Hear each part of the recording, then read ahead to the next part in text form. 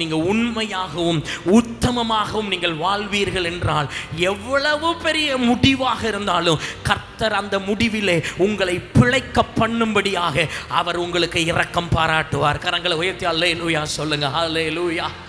நான் உண்மையாயிருந்தது நிமித்தம் நான் கவலைப்படுகிறேன், உண்மையாயிருந்தது நிமித்தம் நான் பிறரால் வெறுக்கப்படுகிறேன் என்று நீங்கள் நினைப்பீர்கள் என்றால் நான் உங்களுக்கு சொல்லுகிறேன், உங்களுடைய உண்மை உங்களை பிழைக்க வைக்கும்.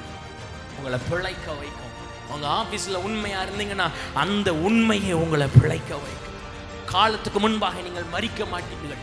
காலத்துக்கு முன்பான பிரச்சனைகள் உங்களுக்கு வராது. அதன் காலத்திலே கர்த்தர் உங்களுக்கு எல்லாவற்றையும் நேர்த்தியாய் செய்து கொடுப்பார். யாருக்கு? உண்மையுள்ளவனுக்கு. அப்ப உண்மையுள்ளவன், உண்மையுள்ள மனுஷனுடைய ஆசீர்வாதம் என்ன? உண்மையுள்ளவன் பிழைப்பான்.